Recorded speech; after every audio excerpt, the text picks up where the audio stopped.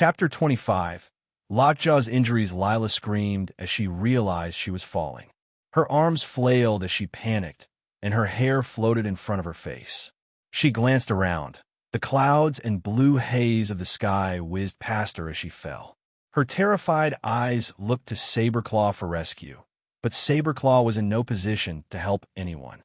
Saberclaw had also been knocked out of the sky and was violently trying to get someone off of her. Saberclaw took out her dagger and slashed at the air, missing the body who had attacked her. Then she realized that she was no longer holding Lila and heard the human screams from below.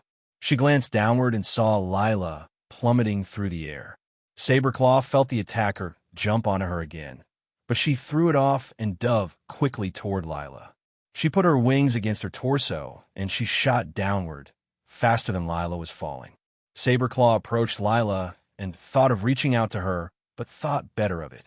The force from stopping a fall at this height would likely either dislocate the human's shoulder or rip the arm off entirely.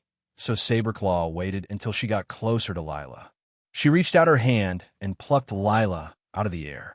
Lila, not realizing that she was no longer falling to her death, shrieked as Saberclaw quickly placed her onto a secure area of her shoulder.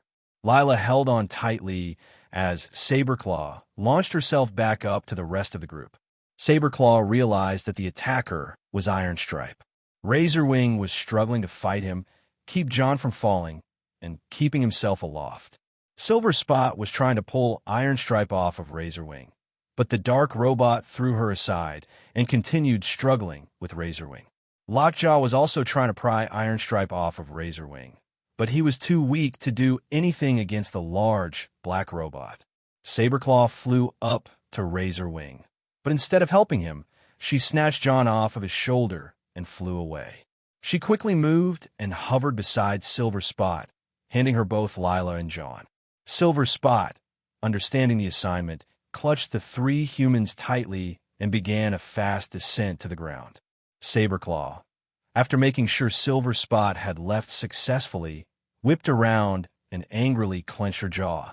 She raised her dagger and charged at Ironstripe and Razorwing. Meanwhile, Silver Spot forcefully placed her metal boots on the ground.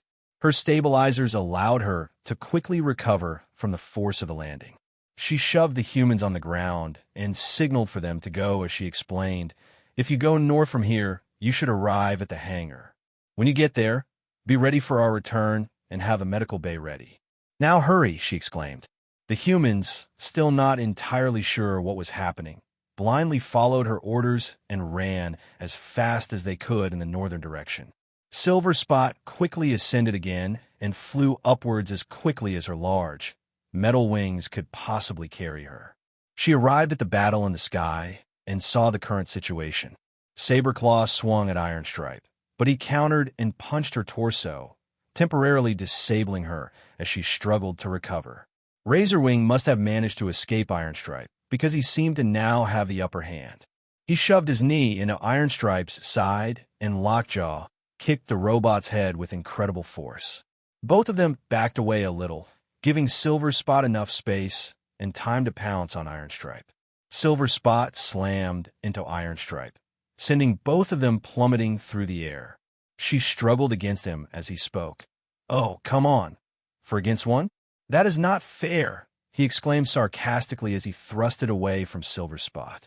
However, she followed and punched him in the face as she answered, "You can't win a war if you do what the enemy prefers, Ironstripe. I can't believe you tried to kill Saberclaw and Lockjaw and Razorwing. You even had the courage or insanity to try to kill me," she yelled.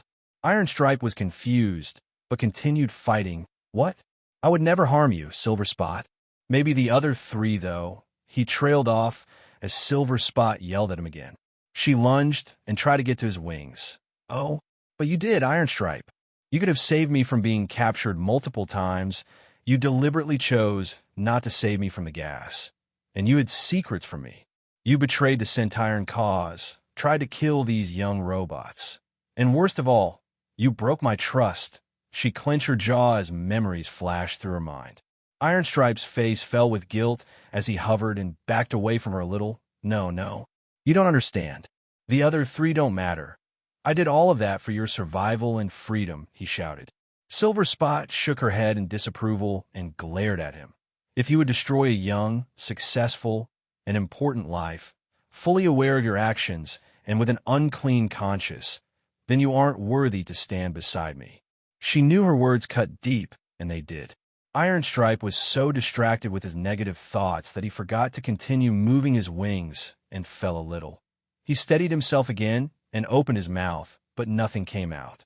He didn't know what to do since Silver Spot didn't understand his actions.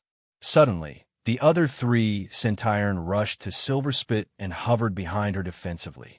Their body language warned Ironstripe of their intentions. This discouraged Ironstripe from attacking again. He had orders from Rebay to capture or kill the 4 robots before him, including Silver Spot. However, he had no intention to harm Silver Spot. The other 3 were not as much of a concern for him, and he was currently battling his emotions. Most of his memories and experiences were full of discouragement, pain, or anger, so he began getting frustrated as he tried to push everything down and move on like he always did. Saberclaw reached out to Silver Spot when she noticed the silver robot's troubled expression and asked, "Silver, are you okay? Did he hurt you?" Her voice flowed with pity. Silver Spot's face hardened with determination as she stated coldly, "I am physically fine, but I have been hurt. I will not allow this traitor to harm any of us ever again." She bared her teeth at Ironstripe, and he noticed her refusal to acknowledge his view of the situation. Finally, all of Ironstripe's past experiences and negative emotions that had been stored away bubbled to the surface. His eyes ignited with fury, and his body stiffened with an unusual way of movement. His face scrunched, and he yelled loudly, "Hurt you? What about me? I sacrificed everything for you. My freedom, my success, my emotions, everything. What else is there to give my life? Well, I have done that already, and you refuse to accept my affection. I have given everything I have for you, and I had to make a choice. I always loved you, Silver Spot, and I had to choose either you or these 3 insignificant obstacles. Rebay was going to destroy you if I didn't side with her, and you call me a monster for choosing to save your life?" He lunged at her and slashed his large axe at her face. He had lost all control over himself, and Silver Spot knew that. Ironstripe turned to Saberclaw and swung his weapon at her as he barked, This is all your fault. If you had just died from that serpent or from Rebay's first attack on the hangar, none of this would be happening." Saberclaw dodged his attack. She launched herself away from him and got out of his unmovable path of fury. Next was Razorwing. Razorwing used his strong armor plates on his arms to block Ironstripe's blade. He turned invisible, moved away from the danger and closer to Saberclaw, then revealed himself again so she could see him. The 2 of them and Silver Spot hovered, stunned and frozen in place as he charged at Lockjaw. Lockjaw was already weak and couldn't defend himself very well, so he saw the danger of Ironstripe's wrath and tried to maneuver himself away like the others. However, he lifted his wing too high, and the wound on his side made him wince and forced him to hover in place while he recovered. Ironstripe almost landed a hit on Lockjaw, but the blue robot managed to raise his heavily armored forearm and blocked the force of the axe. Ironstripe's anger controlled him, and all he could see was red and could only feel the need to take his fury out on something or someone. Lockjaw brought his other hand to his side, holding it as he tried to stop the pain. Saberclaw, seeing him in danger, lunged forward. Saberclaw grabbed the back of Ironstripe's neck and ripped him backwards as forcefully as she could. He flew backwards a little, but not as much as Saberclaw had hoped. She wasn't used to fighting in the sky, so she was struggling with the decision of where to extend her strength, her wings or her limbs. Ironstripe bounced back and grabbed Saberclaw's neck, pressing his axe against her neck. He had fought in the sky multiple times before, so he easily overpowered her, and she was at his mercy. She kicked and struggled, but it was no use. Razorwing exclaimed as he body-slammed Ironstripe. He had seen Saberclaw's perilous position and done everything in his power to help her. He was much smaller than Ironstripe, so he wasn't much of a match, but he did his best and fought with the best of his abilities. He turned invisible and punched Ironstripe in the face.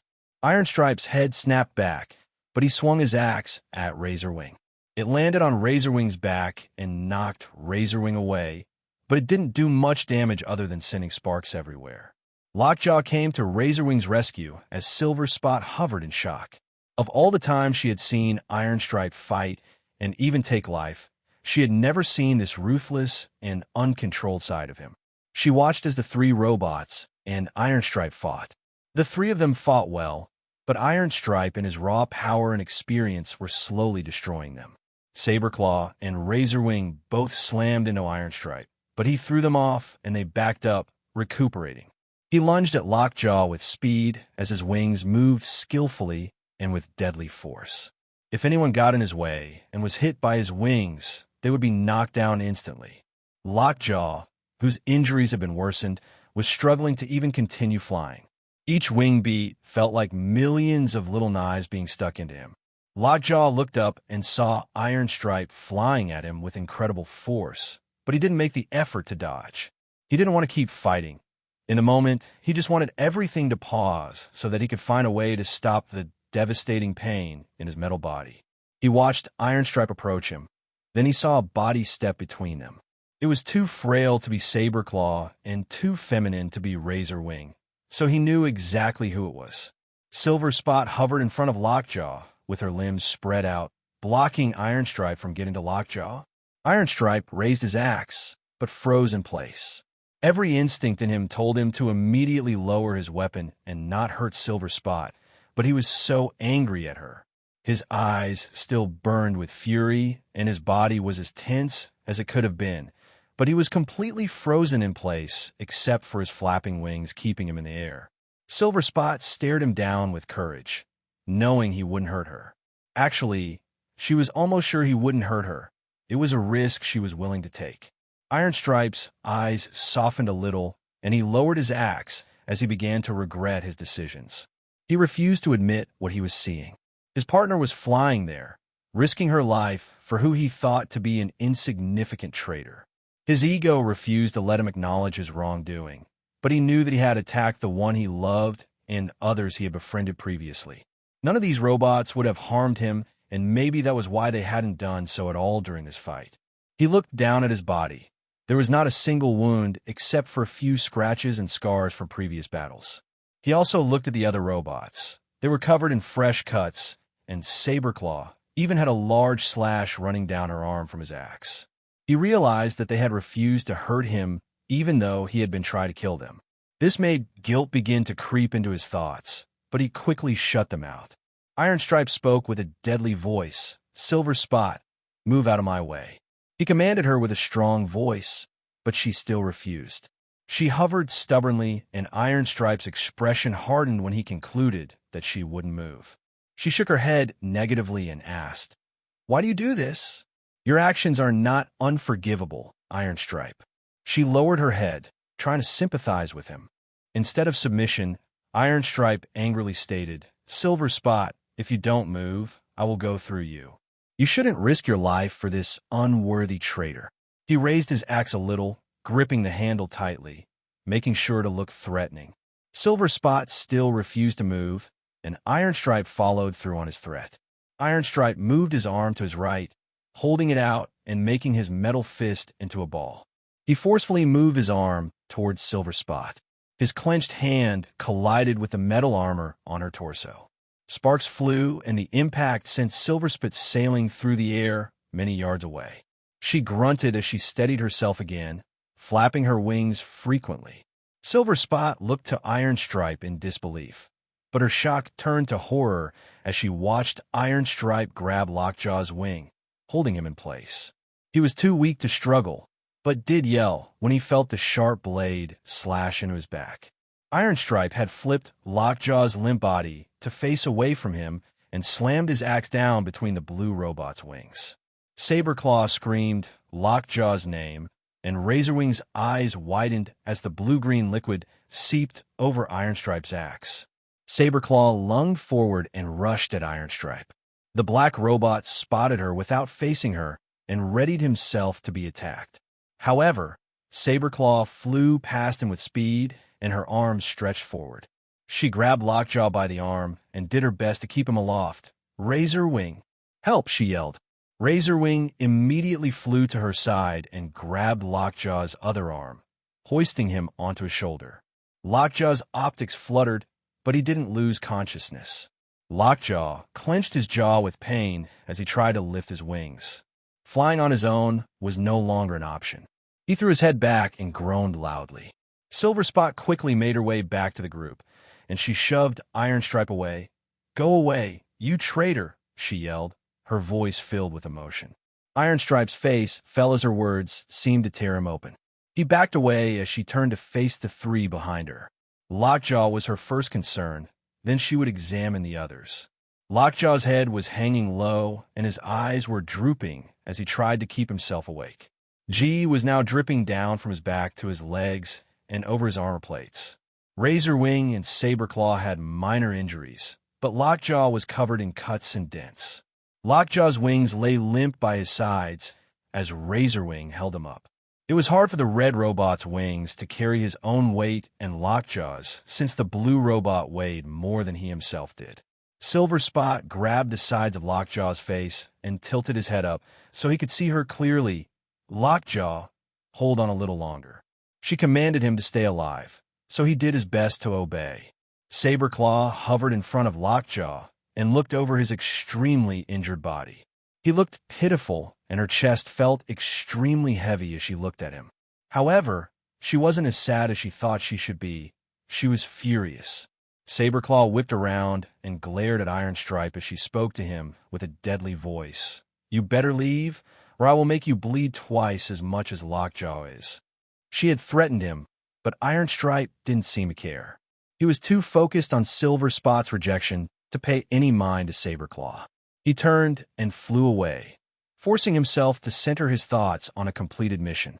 Once Ironstripe was out of sight, Saberclaw's facial expression went from deadly to concerned, and she quickly turned to Lockjaw once again. Silverspot had inspected Lockjaw's back and concluded that it would require serious medical attention if he were to survive such a wound. She didn't yell, but her voice was strong and determined. "Razorwing, take Lockjaw to the medical bay at the hangar immediately, and Saberclaw, and I will follow you." "Now go," she exclaimed. Razorwing quickly flew away, and Saberclaw thrusted herself through the air, but was pulled back by Silverspot. Saberclaw was met by a pair of white eyes staring into her. "Saber, I can see you are panicking. Are you all right?" Silverspot asked. Saberclaw's eyes darted around when she realized her thoughts were continuously pelting her with negative outcomes of Lockjaw's injuries. She put her head down and responded, "I'm not sure, but I won't hover here and do nothing. Let go of me, please." Silverspot knew the real reason why Saberclaw wanted to be released. Saberclaw had gained much maturity over the months, but clearly couldn't control her emotion-driven intentions and thoughts. Saberclaw, instead of Razorwing's direction, had originally been heading in Ironstripe's direction. Silverspot interpreted this as the first steps to an act of revenge. Silverspot gripped Saberclaw's wrist tighter. "Lockjaw needs you right now, not revenge, Saberclaw." She knew that if she hadn't said anything and just let Saberclaw go, then the young one would immediately seek revenge. So, she spoke words that would convince Saberclaw to rethink her intentions. Silverspot watched Saberclaw's expression and body language closely. The ends of Green Robot's wings were no longer pricked up as she hovered, suggesting extinguished anger. Also, Saberclaw turned her head in the direction of Razorwing's path, showing that she wanted to go in that direction. Silverspot smiled and released Saberclaw. The robot launched forward and flew quickly in the direction of the hangar like a mouse released from a cage. Silverspot flew behind her closely, making sure she didn't try to veer away. After a few minutes of tension and the flapping of metal wings, Saberclaw's stabilizers touched the concrete floor of the hangar. Saberclaw looked around the room and saw it was mostly undisturbed, which was surprising due to the past events. Her head snapped to the hallway, and her body followed. Her wings fell into a dormant position because she no longer needed them as of right now. She walked quickly through the doorway despite the pain in her melted leg and silver spots, and her own footsteps echoed down the hall. Saberclaw walked in front of Silver Spot, and they finally entered the medical room. Lockjaw was being held up by Razorwing as he sat up on the side of the robot-sized medical bed. Machines lining the walls beeped as Silver Spot walked with determination to the patient. Razorwing's hands were covered in G, and he spoke quickly with nervousness. I didn't know if you would want to look at his back or his front because he is hurt on both sides. He defended Lockjaw's unusual position, but Silver Spot didn't seem to mind and responded, "That's fine. I can now easily reach both sides. Thank you, but I have got it from here." She encouraged Razorwing, and he backed off. He walked over to Saberclaw and stood beside her, not knowing how he should approach her. She crossed one of her arms, but raised her other hand and put it over her mouth. Her bright green optics shimmered with uncertainty and worry as she watched Silver Spot walk around and grab multiple tools and medical supplies. She worked up some courage and walked up to Lockjaw. His head tilted up a little, and his tired eyes landed on her as he smiled. "Hey there." He tried to sit up straight, but winced and got a scolding from Silver Spot. Saberclaw lowered her head and clenched his hand gently. "You better survive, or I'll kill you." She smiled in return, and he chuckled a little, but Silverspit immediately gave him warning looks. However, he didn't care and just wanted to talk with Saberclaw and forget about his injuries. Silverspot began wrapping his chest in some sort of protective wrap as he focused on Saberclaw. "What happened to Ironstripe?" he asked. Saberclaw's expression hardened at the thought of Ironstripe's betrayal, but she managed to force an encouraging mask onto her face. "He left after he hurt you, but I'll get him later. Preferably, you and I can do it together."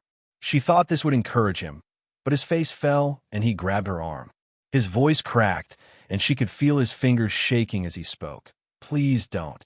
He will destroy you easily. The four of us couldn't hurt him, so there is no way you could do it yourself." She saw the worry in his optics and reassured him, "Fine." She knew she had lied because she would never forgive Ironstripe for his betrayal.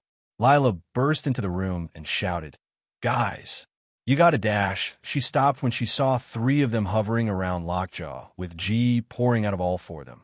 She gasped and asked in almost a whisper, "Are you all right?"